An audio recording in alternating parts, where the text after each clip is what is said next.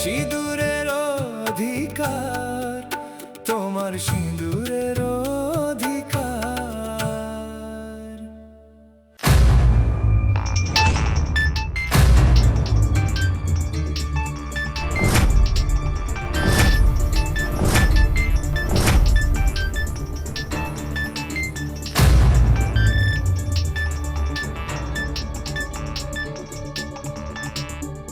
Hello, হ্যাঁ দিচ্ছি। মা, উকিলবাবু ফোন করেছে।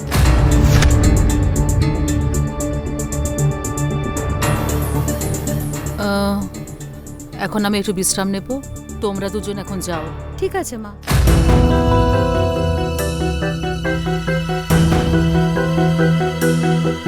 মা, দুধটা বললাম না মা।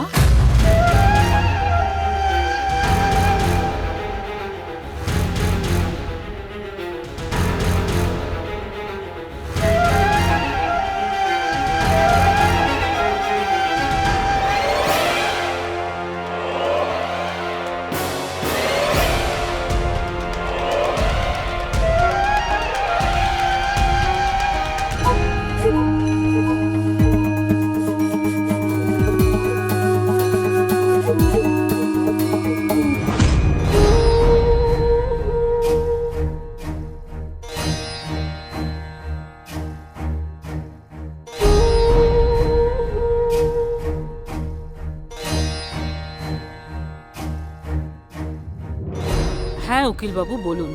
আমি বলছি যে শুভরাজের কথা শুনে আমি খুব কষ্ট পেলাম। হ্যাঁ উকিলবাবু। আমি তো এই কথা শুনে অবাক হয়ে গেলাম, কিন্তু শুভরাজ তো এখন নেই, তাহলে তার উইলকে কার্যকর করবে কে? উইল? হ্যাঁ,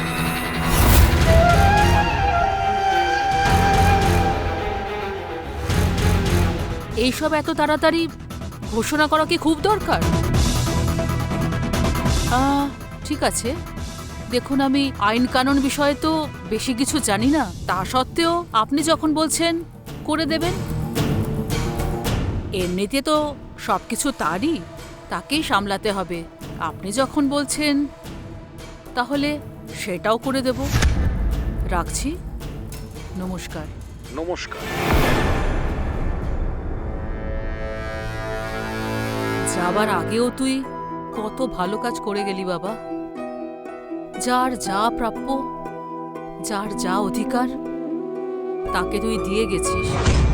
ও মল্লজ, যে কানে আমার এত সুন্দর একটা ঝুমকো ঝুলছে, সেই কানে আমি ঠিক শুনলাম যার যেটা প্রাপ্য, যার যেটা অধিকার, সে সেটা পেয়ে যাচ্ছে। মানে মানে শুভরাজ যাওয়ার সাথে সাথে আমাদের যার যেটা পাওয়া সেটাই পেয়ে যাচ্ছি। আমি আমার জীবনে কতদিন পরে এত বড় খুশির খবর পেলাম। ও মা, আমি যাই, এক্ষুনি গিয়ে বিলাস বাবুকে গিয়ে খুশির খবরটা বলে দিয়ে।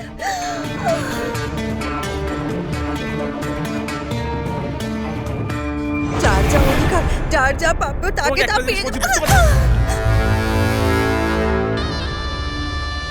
ফোন রাখ। কি হয়েছে তোমার চোখে? কি আমি যাচ্ছি তুমি দেখতে পাচ্ছ না? আমার চোখ শুধু টাকা দেখতে পাচ্ছে। আমি ধন্য, আমার লটারি লেগে গেছে, আমি করোড়পতি হয়ে যাব। ধন্য। তুমি রাজা, আমি রানী। তুমি রাজা, আমি রানী। তুমি রাজা। কেন এরকম করছো তুমি? কি হয়েছে? শোনো, আমার উপরে রাগ করার আগে তুমি কথাটা আগে শোনো। আমার কথাটা শুনলে না, তোমার মনটাও গ্রাউন্ড ফ্লোরে থাকবে না। আমার মন যেমন আকাশে উঠছে, তোমার মনটাও শুধু আকাশে উঠতে চাইবে। কেউ ধরতেই পারবে না। আমরা শুধু উড়ে বেড়াবো, উড়ে বেড়াবো, উড়ে বেড়াবো, উড়ে বেড়াবো। প্লিজ দয়া করে আমাকে পরিষ্কার করে বলবে তুমি কি বলতে চাইছো? এত রেগে যাও না তুমি। খুশির খবরটা শোনো। তোমার মা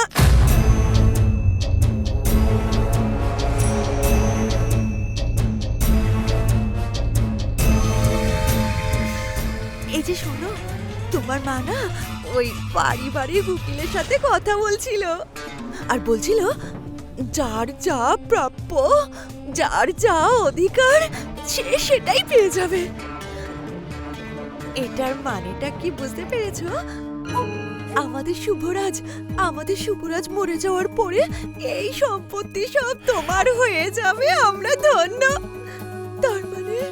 তার মানে এই সম্পত্তি, এই প্রাসাদ, এই বাড়ির সব কিছুর ধাত্তা কর্তা, ধর্মীয় বিধাতা সব তুমি। তাই আমি খুব খুশি, কত খুশি আমি বুঝতেই পারিনি যে আমি লটারি পেয়ে যাব। ও আরে বোকা, মায়ের কাছ থেকে আমার নামটা তুমি শুনেছো? তুমি ন কেন বলছো? আচ্ছা, শুভরাজের পরে এই বাড়ির গোটা অধিকারের মালিক তুমি, আর এইসব সম্পত্তি কার হবে? তোমাকে এত কথা ভাবতে হবে না। আমি তো শুধু টাকারই কথা ভাবছি। আমি তো কোটিপতি হয়ে যাব। আমি তো খালি টাকা নিয়ে এটা করব, টাকা নিয়ে সেটা করব, টাকার গদির উপরে শুয়ে থাকবো ধন্য। আমি টাকা টাকা করেছি, টাকা পেয়ে মরেছি।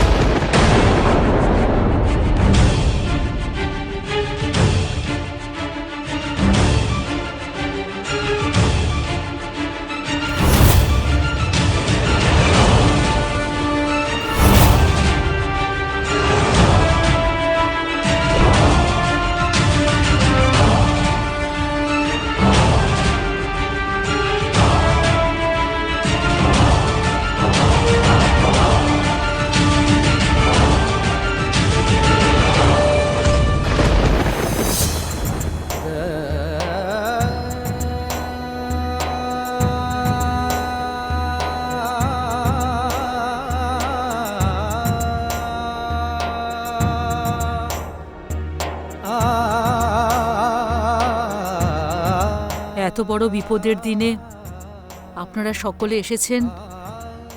আপনাদের সবাইকে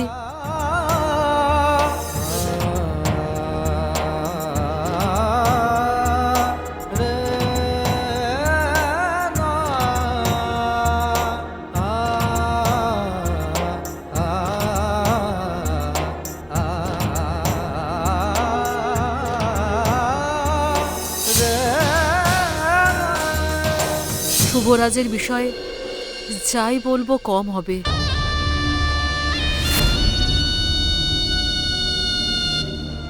সে খালি শুধু আদর্শবাণী ছিল না, আদর্শ ভাই, আদর্শ স্বামীও ছিল।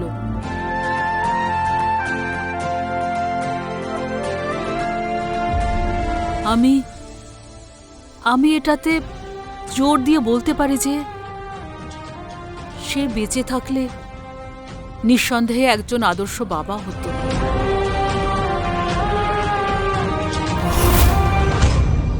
গুরুজনদের সম্মান করত, ছোটদের স্নেহ করত, আর সমস্ত মানুষদের আপন করে রাখত। আমার সবসময় মনে থাকবে।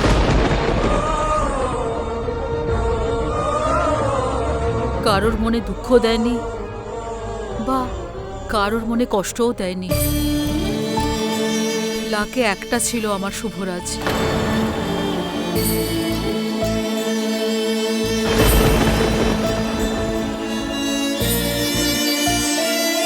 ভগবানের কাছে আমি এটাই প্রার্থনা করব, প্রত্যেক জন্মে আমি শুভরাজের মতোই ছেলে পাই,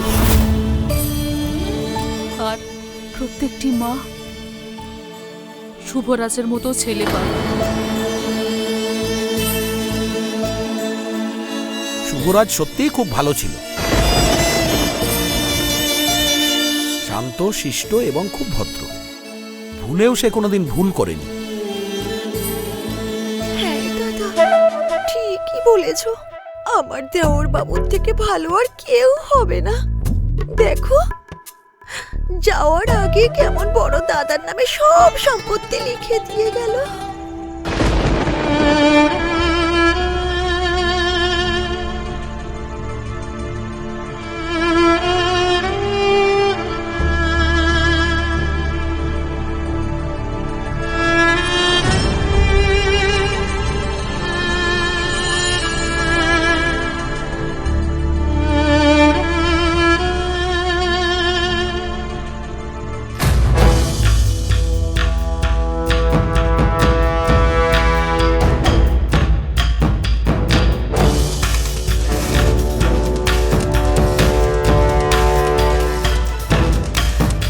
এতক্ষণ ধরে কে এই মেয়ে এখনো বসে আছে?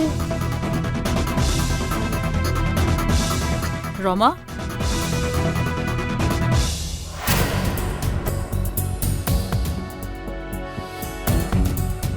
দেখো তো একবার গিয়ে, এ কে? আমার চেনা জানা বলে তো লাগছে না। জিজ্ঞেস করছি আমি।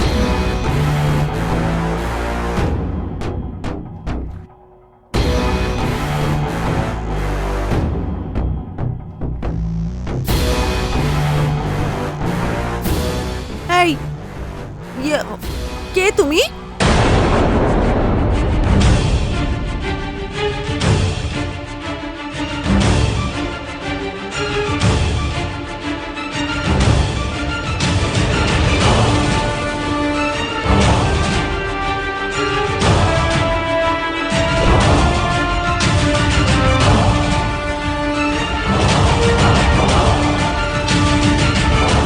তুমি কে মা? আমি কি তোমাকে চিনি? সুখী থাকো, ওঠো। আমি তো তোমাকে চিনতে পারলাম না। তুমি কে?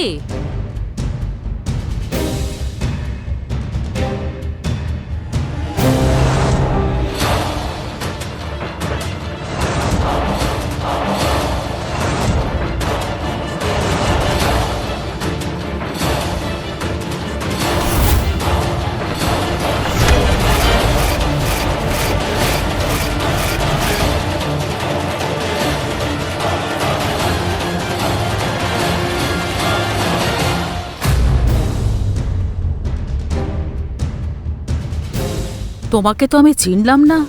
তুমি কে? আমি কামিয়া প্রধান, আপনাদের ছেলে শুভরাজের দ্বিতীয় স্ত্রী।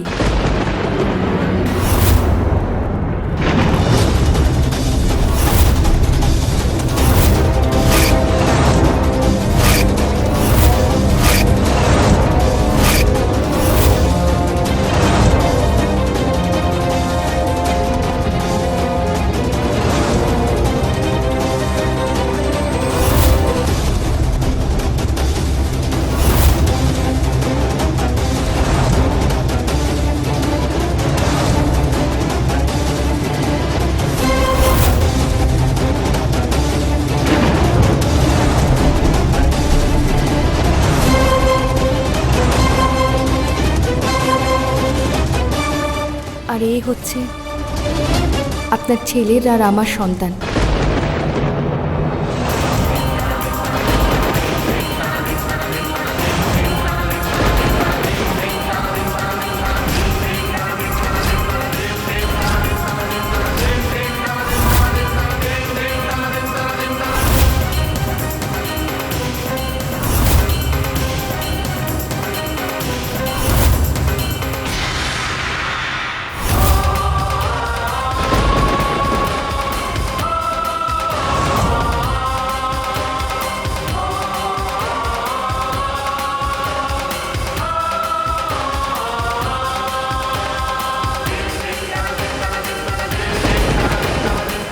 আরে এই, তুমি কোথায় এসে কার সামনে কি কথা বলছো বুঝতে পারছো না? শোনো, মিথ্যে বলার অপরাধে যখন তোমাকে জেলে ঢুকিয়ে দেবো না, বুঝতে পারবে। মিথ্যে কথা বলে আমার কি লাভ হবে বলবেন? আমার জীবনের সবচেয়ে মূল্যবান জিনিস তো আমি হারিয়ে ফেলেছি।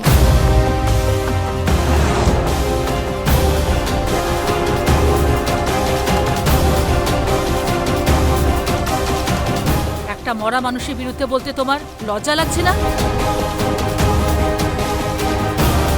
আমার ছেলে যে এই পৃথিবীতেই নেই তার বিষয় মিথ্যে বলতে বিবেকের দংশন হচ্ছে না? মা, আপনি কি ভাবছেন আমার কোনো কষ্ট হয়নি? আপনি যেমন আপনার ছেলেকে হারিয়েছেন, আমিও সেই রকম আমার স্বামীকে হারিয়েছি।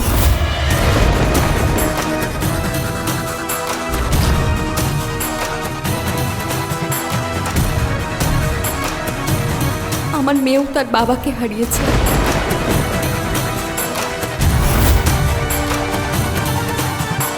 আমি আপনাদের কথা বুঝতে পারছি, কিন্তু দয়া করে আপনারা সবাই আমার সম্পর্ককে মিথ্যে করে দেবেন না।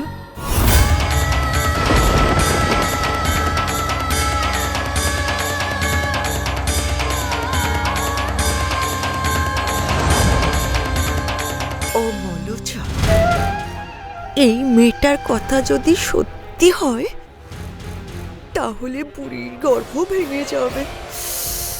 আবার সেটা দেখে আমার মনে খুব শান্তি পাবো।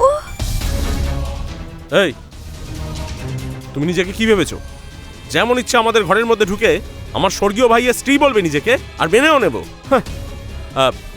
তোমার কাছে কি প্রমাণ আছে? বিলাস, আমার প্রমাণ দরকার নেই। আমি শুভরাজকে চিনি।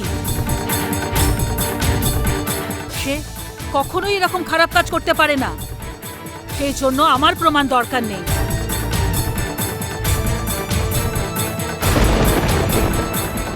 দেখো, আমি আর তোমার সঙ্গে তর্ক করতে চাই না। আমি তোমার কোনো কথা শুনতেও চাই না।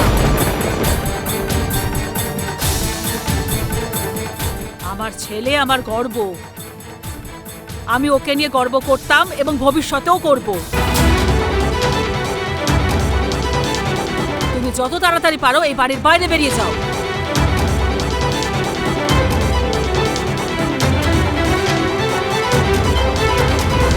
ওই মা, ও যদি এত বড় সত্যি কথাটা বলছে তাহলে সেটা দেখো, তার মধ্যে নিশ্চয়ই কোনো প্রমাণ আছে। আগে তো তার কথাটা শোনো। আমি তো জানি তার কাছে সেরকম কোনো প্রমাণ নেই। আমার দেওরবাবু সেরকম নয়। আর যদি তার ব্যাপারে সত্যি কোনো প্রমাণ না থাকে তাহলে আমি কি করতে আছি? না না মা, আমি কি করতে আছি?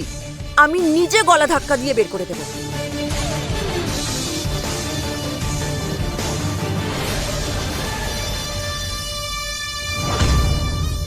আমার দুর্ভাগ্য যে শুভরাজ আমার কাছে আজ নেই। যদি সে থাকতো তাহলে এরকম দিন কখনো আসতো না।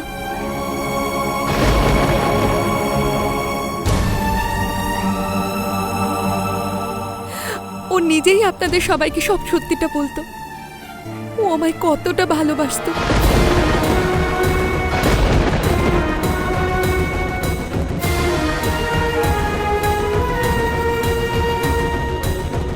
ও হওয়ার আগে, ওর জন্মানোর আগে শুভরাজ আমাকে নিজে বলেছিল ও আপনাদের সবার সামনে আমাকে নিয়ে আসবে আর সব সত্যি কথা বলে দেবে।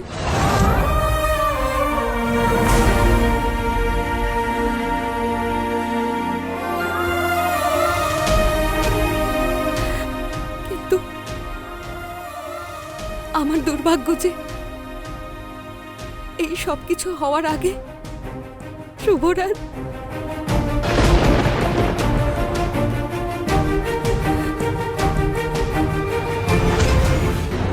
মন গড়া গল্প তুমি বলো না।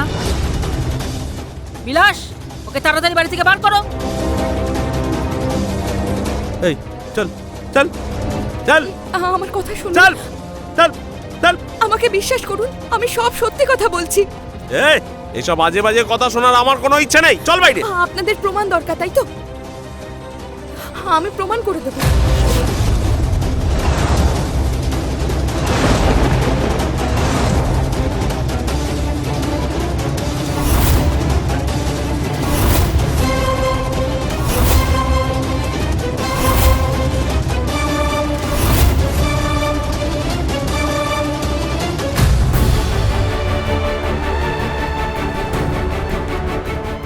এই দেখুন, আপনাদের প্রমাণ দরকার না?